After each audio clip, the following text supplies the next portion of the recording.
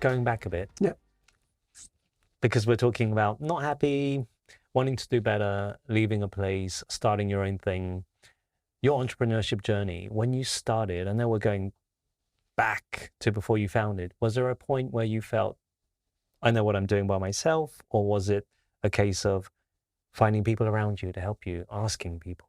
Like, how did you even start Wahl & Case? Was it by yourself or was it with a team of people? There were a couple of co-founders at the beginning. So I think for me, having co-founders was really important. Like I didn't have the confidence to do it by myself. So thankful for co-founders that started out. There's never been like a mentor, like one person, but you can pick up so much from listening to people in different conversations. So there's a point here and a point here that you can kind of learn about along the journey. So I think also I'm a bit of an idiot. Like I learn mostly through trial and error and through pain and doing stuff. So if I had the right mentor, if I was a little bit more open and could ask the right question, I could have probably avoided a whole ton of mistakes. But, you know, sometimes you have to figure out stuff by yourself. If you were to do that again, what would be some key points that you could advise people on who want to start a business? And also, I'm sure there might be a whole group out there who want to make a big change, but not to the point of, I want to be an entrepreneur. They just want to change their lives for the better. Is it different advice for the two different groups? Oh, totally. Like a startup is a different world and a different beast, and it's there. Like if you want to change your life for the better, I would say, okay, why? And like just thinking and self-reflection. And I think a lot of us don't spend enough time reflecting. Like, okay, why am I unhappy? And okay, it taps into a bad emotion. Maybe there's anger or disappointment or embarrassment or something like that. And then usually we rebound away from that. But why are you embarrassed? Or why are you angry? What is it? And spend time and like swim in that emotion a little bit, like to really get to the heart of it. And if you can do that self-reflection, you can like, okay, this is why I'm unhappy.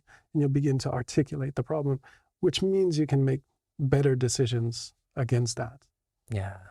For a startup, totally different advice I'd give. Yeah. Absolutely. Wahl & Case, and then Red Brick, and then a book, and then Attuned. Another book, and then a movie. Right? All of this stuff is now sounding like... Whiskey company. That's where I'm going to move on to next. Okay. Whiskey company, right? Recruitment, investment, book, tech, startup, at scale. But the whole massive failures, like a whole river of failures underneath all of this, And then whiskey company. Like, where do you get your intrinsic motivation, your whys, your purpose? A whiskey company. And just as a bit of background for anyone watching, these shitty islands off Hokkaido, in your words, remote, frozen, volcanic island. Yeah. Whiskey company. Yes. Now, I don't even know how we can make that connection from the audience to start your own whiskey company in Hokkaido, but you did. Why? I think it's, again, like the entrepreneurship and being an entrepreneur, it's like an artist, right? Like artists need to get it out. Like there's this feeling and the emotion that I have to get it out and I'm not going to be satisfied. So like writing the book, I had to get that book out. Yeah. I hated writing that book. It was really, really painful. Like I hated writing it. Yeah.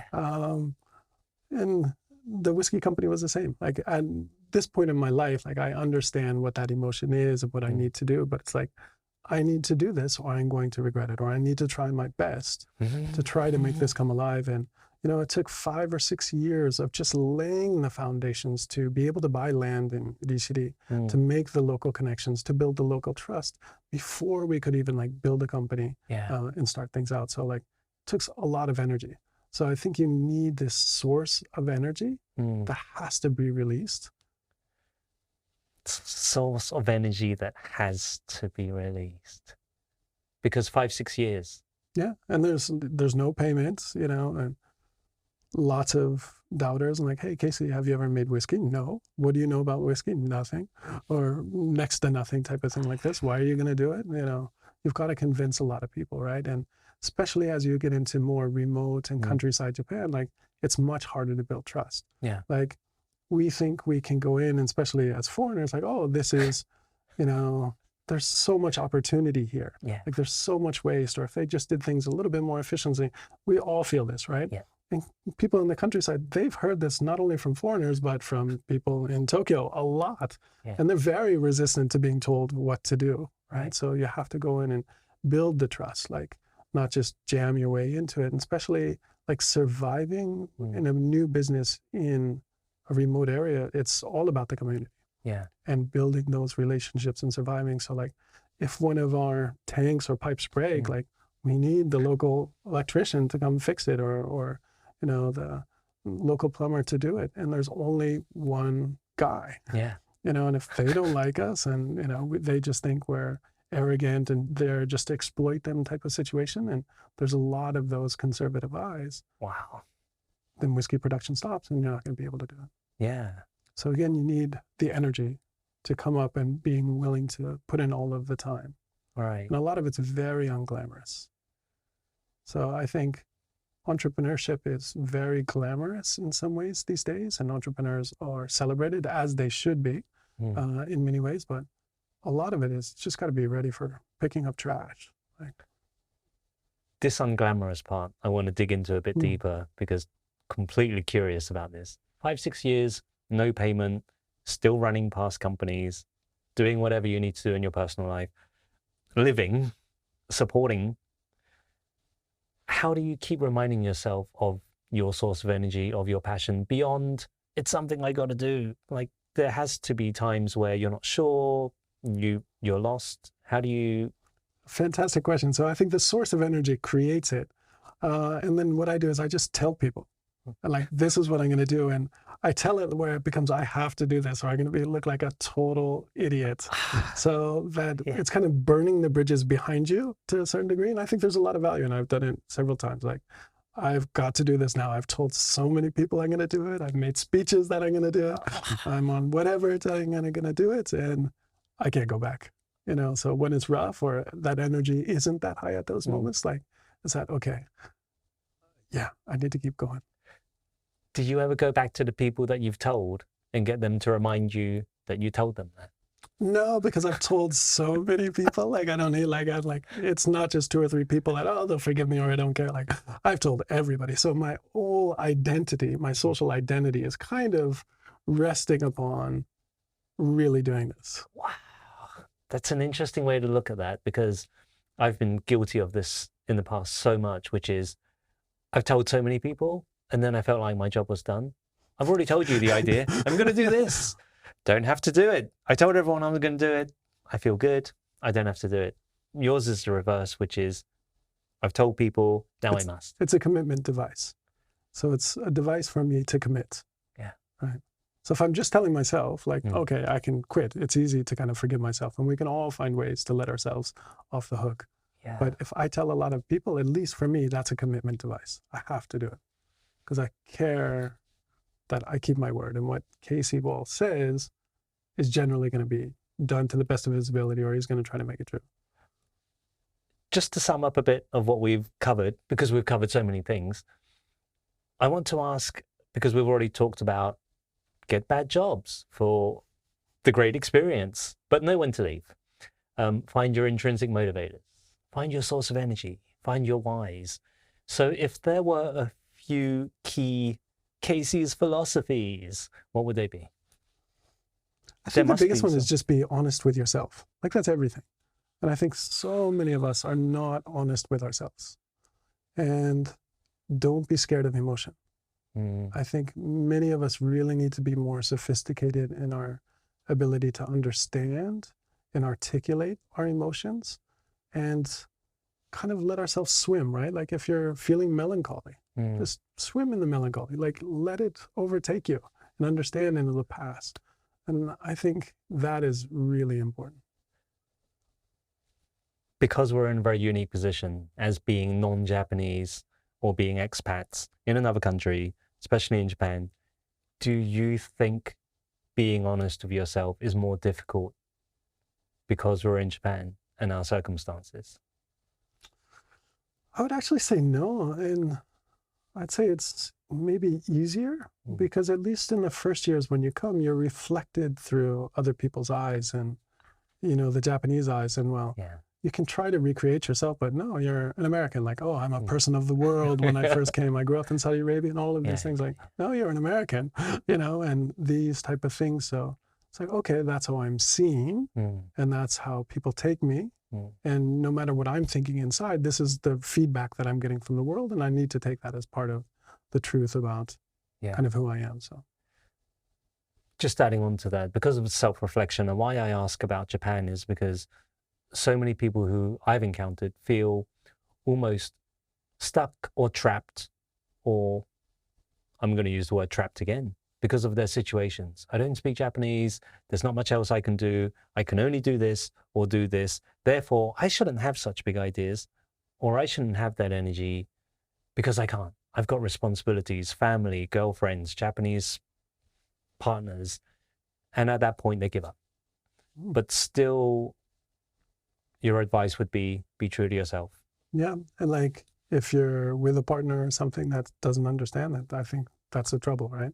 So you hopefully want people in your life, like, of course, your family and who you've chosen to make your family, to understand you on that. But I still think you have to be true to yourself.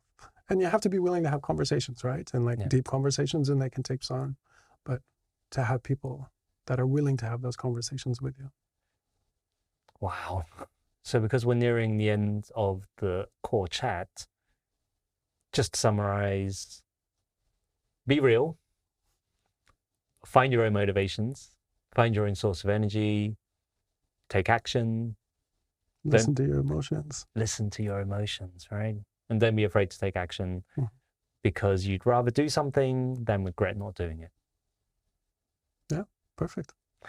No, that's amazing. So because of that, we're going to move on to our very first lightning round. But because we're in Japan, I'm going to call this the Kaminari round.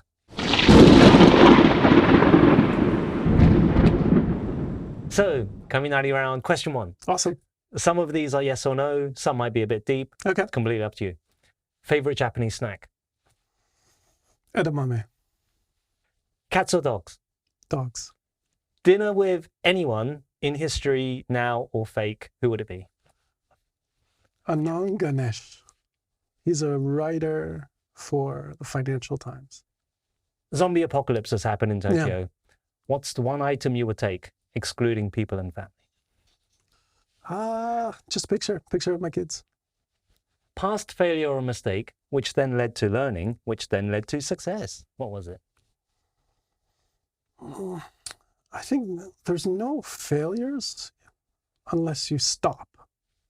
If you stop something, then it becomes a failure. It becomes a terminus. But otherwise, everything is just learning. Like, okay, this was really, really tough.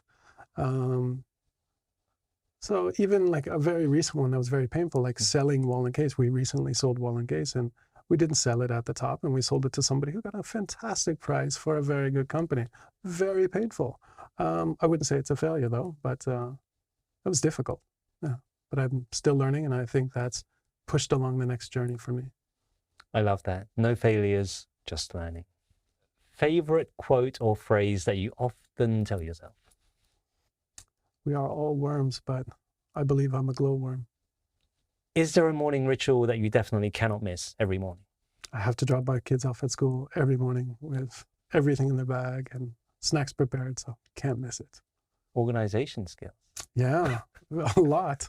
I'm trying to teach them to have organization skills so I have less burden on me. Any favorite bingeable series on streaming? Top Boy. I love Top Boy. And last one book everyone should read. Mine. So many. Yeah. Cool. Cheeky. I see what you did there. Okay, cool. Proper answers?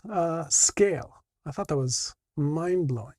So there's a book called Scale, like, and the physics of how things scale. So actually time condenses every time the population of a town or city doubles, the socioeconomic interactions go up by 1.15 times. So it expands exponentially like on that. So the more interactions you have here than compared to Rishiri, just by the populations, you can understand how many more interactions and the feeling and the busyness of time. And like the scale of animals, like we all have, almost all animals have the same amount of heartbeats in their life, right? So the bigger you are, if you're an elephant, your heart just beats slower. If you're much smaller, if you're a mouse, it just beats much, much, much faster. So these are amazing things that I never understood.